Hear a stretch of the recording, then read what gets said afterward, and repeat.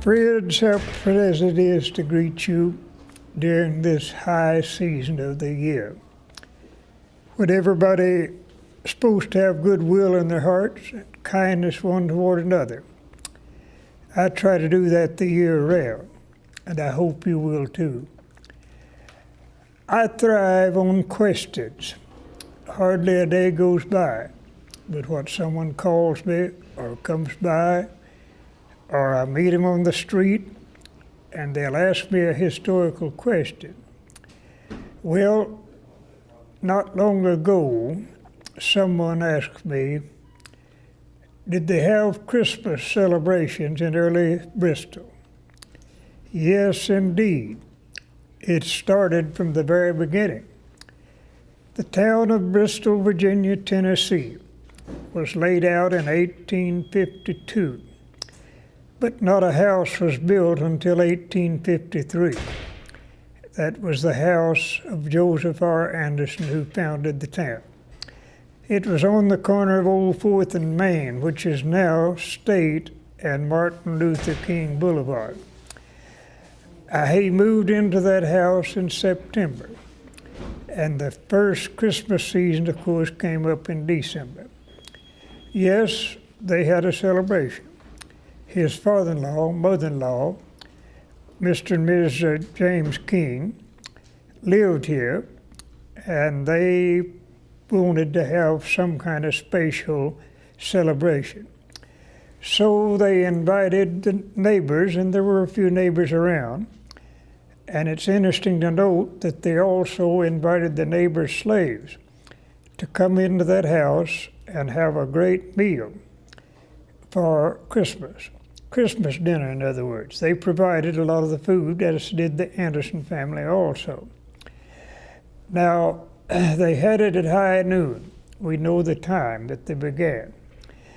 First of all, the Reverend James King, for whom our King College, I should say King University now, is named, first of all, he preached a sermon. They sang a hymn. It is my good fortune to have the Bible he used that day, and also the hymn book that he used. You say book? Yes, just one. In those days, they lined out the songs, and the people would sing a line, and they'd line out a line and sing on. I do have that old hymn book and that Bible, and they're among my most treasured articles in Old Pleasant Hill. After this ceremony was over, these preliminary doings were over, they all gathered around the table in the Anderson dining room and celebrated the first Christmas in Bristol. Well, what about shopping? Time now, Christmas is a great time of shopping. People start buying sometimes in late summer and early fall. Well, yes, there was a little shopping that year. In fact, on the prior day, Christmas Eve, the Anderson store opened briefly on that day. He already had his stock. He had announced he was going to start, and it came a snow the night before and still snowing on Christmas Day, on Christmas Eve, and he didn't think he'd have to open up, but a man came trudging along through the snow, an old man, to buy a little gift for his orphaned daughter who had just been brought back here from Illinois. He brought her a 10-cent red scarf, and that not only was the first Christmas shopping ever done in Bristol, it was not only the first article ever bought for Christmas in Bristol, but it was when shopping actually started in Bristol. Merchandising, in other words. That was the very beginning of it. And would you believe that article still exists today? That little red scarf is still here in Bristol, cost all of 10 cents, paid for with a piece of side meat. Barter started out the trade in the town. I turned it over to my secretary, who has a little boy, and it's supposed to pass to that little boy when the father's gone.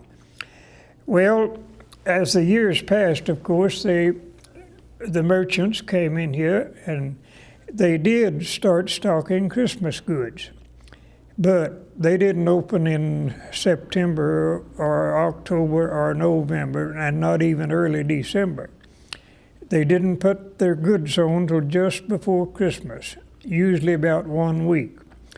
In an old Bristol newspaper under a bed at Pleasant Hill, I know, at least I know where it is, tells E.H. Seneker, one of the early merchants here, put a little ad in the paper apologizing for not having his Christmas stock out 1 week before Christmas, as it was only 3 days before Christmas. Well, what was available in those days? Christmas shopping tended to be simple. Whatever was bought was usually something useful to go in the home. Say a tin dipper for the water bucket, or maybe a little cream pitcher for the table, maybe a knife, maybe forks to go on the table, maybe a butcher knife for the kitchen. I'm just thinking of the list now that might have been available. Pens and pencils were rarities in those days. Everybody didn't have them. And they too made great Christmas gifts. I remember in my time receiving pens for Christmas, and I'm always proud of them. Well, what about the children? Were there any toys available for children? Yes, there were toys available for children. They were more sturdily built than they are now. No plastic, they didn't know what plastic was. Seldom tin, some tin. But believe it or not, most Christmas toys in that day and time were made of iron. Animals prevailed, like maybe a horse, or a dog, or a cat. I just recently gave away a cat, iron cat. I was using it for a doorstop, but I knew a couple little boys that wanted it. I knew they'd enjoy it better than I would, so I told their father if I could find something else to use for a doorstop, I'd give it to them. Well, I found an old iron, an old smoothing iron, sad irons they called them, up in my attic, upstairs rather, that had been made by a local ironworks and had been used by the slaves of the J.R. Anderson family. So I put that against the door and gave the boys a little iron cat that had been a Christmas present way back in the 70s. I'm referring now to the 1870s. It was very sturdy. I was real pleased. The father later told me that his little boys treasured that thing so much that the youngest one, who was 3 years old, wanted to take it to bed with him at night. Sleeping with an iron cat? Well, his mother vetoed the bill. She sleeps with him, and she's afraid she'd turn over on it. When I was growing up, one of my favorite toys was a little iron horse that had been handed down through the families. We called him Old Fletcher. I don't know what happened to Fletcher. Somewhere along the line, I lost him. I used to have him, but I lost him somewhere along the line. Well, another question comes up about Christmas back then. Did they have Christmas cards? Yes, but not many. And what they had were literally cards, mostly. It wasn't these fold-up kind that go in envelopes. They were really cards. I have a few of them now at home. They're beautiful. That is, they are fine. They some color on them, some decoration, and you could send one for a penny. But the more elite of the town thought it was kind of a status symbol to have them hand-delivered. Now, I live in Old Pleasant Hill. That was the home of old Captain J.H. Wood. Both he and his wife were a little bit from the aristocratic element in the area. They had a farmer slave for a yard boy and a carriage driver and a stable boy, they called him. His name was Peter Jefferson. You know, that was the name of the father of President Thomas Jefferson. This Peter Jefferson supposed came of that line, but that's another story. We'll not get into that. But anyway, they had a carriage. There's 2 or 3 carriages in town, lots of buggies, but there's 2 or 3 carriages, and the Woods delighted in sending their carriage around. Peter driving, and he would walk up to the door, knock, and deliver the cards by hand. That was kind of a status thing, to be able to send your cards by a messenger. Well, what about feasting? Did they have Christmas feast? Oh yes, that was one of the greatest things they did. Relatives would be brought in, sometimes as friends. They didn't confine it to just the very family around the table. They wanted to have people from off the street maybe, or others to come in. That's the way that I like it. The finest Christmas that I ever had was in Lake Worth, Florida in 1967. I was associated in the welfare work of the Salvation Army. Of course, they had a kitchen in their fellowship building.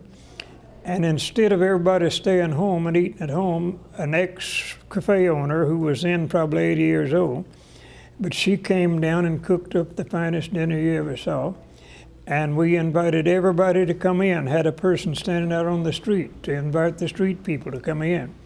And instead of dining alone with their families, we all ate together, and that's the way it should be.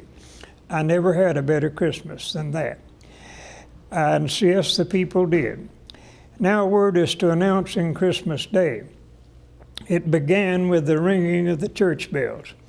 The old First Presbyterian Church then was on the corner of 4th and Shelby. Later they turned around and got on the end next to the old 5th Street. Well, it was after they moved that change and built a new church. It had a tall tower, and they had the heaviest, loudest bell in town. And a little old lady lived in a house next door that was always complaining about that bell waking her up on Christmas morning. And they called her Miss Grubby. Well, finally she did what she ought to done to begin with. She went to her sister's house 5 miles out in the country and spent Christmas Eve night, so the ringing of the bell would not bother her anymore. Another thing they did early was together in the churches for a united service. But the churches got too small to hold the crowd. Well, actually the crowd got too big to they'd fill up the room too fast. Well, then they went to Conway Hall on 5th Street. Then they went over to Reynolds Hall, and finally to the Harmony Opera House. And then it just happened that they faded away and went back to their own churches. Well, to your question as to whether there was Christmas in early Bristol, there certainly was. What about Christmas trees? They were rare. Most people did well to have a wreath on the front door. Some would have actual lighted candles in their dining room or on their mantels.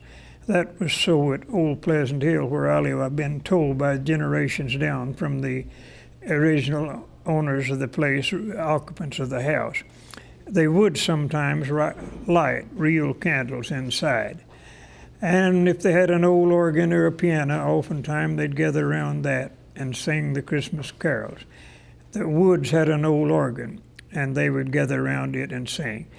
Well, customs have changed over the years, but yes, early Bristol did celebrate Christmas. And it got bigger and bigger and bigger until now it's one of the great events of Christmas. And I will say in commendation of people who do it, that it's one of the best decorated towns I know of. Not just downtown, but the homes. I like to get out and drive around and see the homes that are decorated so fine. Well, folks, when we meet again, I'll tell you about a strange custom in Bristol opening the new year. So we will see you soon, and until I do, may the best in life be yours.